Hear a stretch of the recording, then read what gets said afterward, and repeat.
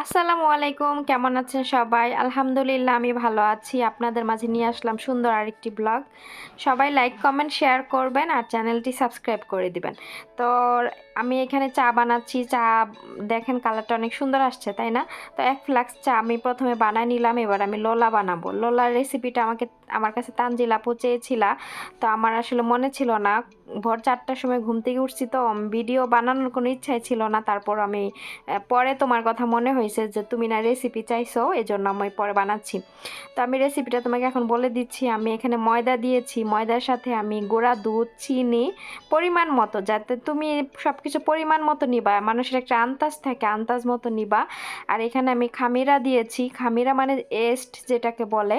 তো এস্ট আমি দিয়েছি আধা চামচ এস্ট দিয়েছি, লবণ দিয়েছি। তারপরে আমি পানিটা ওমা ওমা গরম করে তারপরে ময়দাটা আমি হালকা তেল দিয়ে মাখাইয়া তারপরে 30-40 মিনিট রেখে দিয়েছিলাম, 40 মিনিটের মতো রেখে দিয়েছিলাম। 40 মিনিট পরে আমি রান্নাঘরে এসে যে এরকম আমি রুটির মতো করে বেলে, তারপরে বেশি মোটাও না আবার একদম পাতলাও না, মিডিয়াম করে এটা বানাইতে হবে। বানানোর পরে এইভাবে তেলে ভাজতে হবে। তারপরে তুমি এখানে আমি কিন্তু তেলের মধ্যে সবসময় কর্নফ্লাওয়ার দিই। হ্যাঁ, কর্নফ্লাওয়ার দিলে কি এই যে এটা যে তেলে ভাজতেছি না, এটা তেল তেল থাকে না, একদম তেলগুলা শুষে নেয় কর্নফ্লাওয়ারে। হ্যাঁ, আমি এই যে ইয়ের ভিতরে যে তোমরা দেখতেছো যে তেল, এই তেলের ভিতরে আমি কর্নফ্লাওয়ার 1 চামচ মিশাই নিছি। ঠিক আছে, তো এইভাবে আমি সব কিছু তেলের যে ভাজা জিনিসের সাথে আমি এভাবে তেলের মধ্যে কর্নফ্লাওয়ার মিশাই নিই। তো এইভাবে আমি এই যে তুমি চাইলে তুমি এটা সাইজ মতো বানাইতে পারবা, সাইজ ছোট বানাইতে পারবা। তো আমি মিডিয়াম সাইজে বানাচ্ছি, বেশি বড় বানাইলে আবার এটা কিন্তু ফুলবে না, আর না ফুললে কিন্তু খাইতে ভালো লাগবে না। তো দেখো আমারটা কত সুন্দর বলের মতো একদম ফুলে ফুলে যাচ্ছে। তো আমি এরকম মিডিয়াম সাইজের করে বানাবা, তাহলে ফুলবে আর খাইতেও ভালো লাগে, ফ্লাফি হবে, দেখতেও সুন্দর লাগবে। তো আমি সবগুলা লোলা একসাথে বানাই নিছি, বানাই নেওয়ার পর এখন তেলে ভাজতেছি। এটা আমি একটা একটা করে দিয়ে ভাজি, কারণ 2-3টা যদি একসাথে দাও তাহলে এটা আমি আমার ইসের ভিতরে পাতিলের ভিতরে জায়গাও হবে না, আবার একটা ছাড়া আরেকটা উল্টাইতে সমস্যা হয়ে যাবে, একটা পুড়ে যাবে।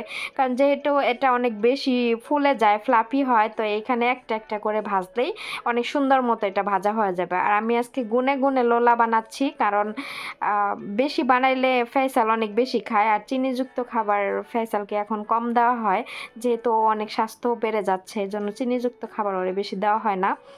তো এইভাবে আমি এক এক করে সবগুলা লোলা আমি এখানে ভাইজা নিব। ওরা সবাই 2টা করে ওদের বানাচ্ছি আজকে 11টা, আর আমার একটা 12টা, টোটাল 12টা লোলা আমি এখানে বানাচ্ছি।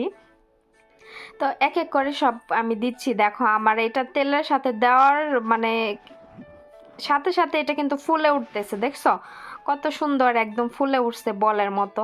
আসলে রান্না করতে গেলে যে কোনো কাজ যদি তুমি করতে যাও তাহলে পারফেক্ট ভাবে হলে কিন্তু অনেক বেশি ভাল লাগে।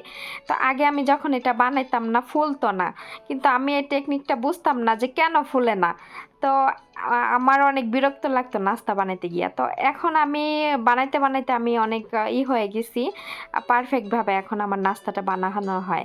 আর এইটা কিন্তু চা দিয়ে খেতে অনেক বেশি ভালো লাগে। এটার নাম এখানে লোলা বলে, আর আমাদের বাংলাদেশে কিন্তু লুচি বলে। হ্যাঁ, তো এখানে লুচিতে কিন্তু শুধু ময়দা দিয়ে বানায়, ময়দা মাখায়া। আর এখানে আমি চিনি দিয়েছি, দুধের গুঁড়া দিয়েছি, সব কিছুই দিয়েছি। ঠিক আছে, তো এটা চিনি দিয়ে সরি এটা চা দিয়ে খেতে অনেক বেশি ভালো লাগে। তো যাই হোক আমি এক এক করে সবগুলাই যেভাবে তেলের মধ্যে ভাইজা নিয়েছি, দেখো সবগুলা কত সুন্দর হয়েছে একদম। আর তোমরা হয়তো দেখে মনে করবে যে এটা পুড়ে গেছে, আসলে না, এটা পুড়ে যায় নাই, এটা এরকমই কালার। আমার ম্যাডামরা আটা যে কোনো ভাজা পোড়া জিনিস এরকম কালারই পছন্দ করে, সাদা সাদা কালার ম্যাডামরা খায় না।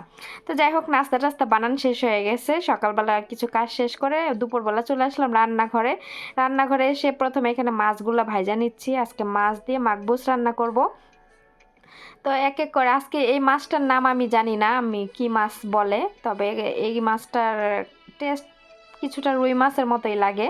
তো এখানে অনেক বড় বড় মাছের পিস ছিল, আমি আবার কাইটা একটু ছোট করে নিছি, এত বড় পিস ভাল লাগে না, রান্না করতে সমস্যা হয়ে যায়, ভাঙ্গা জায়গায়, এর জন্য আমি এটাকে কাইটা ছোট ছোট করে, দেখো প্রত্যেকটা সাইজ মতো কাইটা নিছি। তারপর সব ধরনের মশলা দিয়ে এটা আমি তেলের মধ্যে ভাইজা নিতেছি। এখন আমি এটা দিয়ে মাকবুস রান্না করব। মাকবুস রান্না আমার চ্যানেলে অনেক আছে, এর জন্য A to Z আর দেখাইলাম না এখানে। তারপরে এই যে মশলার সাথে এগুলো আমি মাছটাকে ভালো করে কষা নিতেছি, এরপরে মাছটা আমি এখান থেকে উঠায় নিব।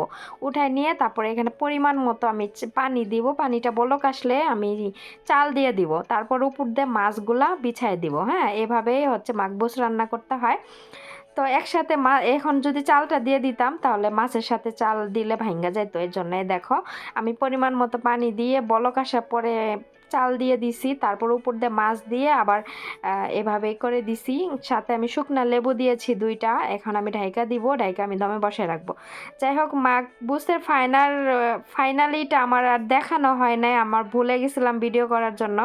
এখানে ফল কাটছি, আসলে রান্না করতে দেরি হয়ে গেছে, তো এর জন্য মানে ভুলে গেছি। তো এখানে আমি হচ্ছে ছোট ছোট কমলা নিয়েছি, তারপরে আম কাটছি, আম একদম কাঁচা ছিল, আর ফরাওলা নিয়েছি, স্ট্রবেরি। তো এগুলো আমি এখন এই যে র্যাপিং করে করে ফ্রিজে রেখে দিব বিকেলের জন্য।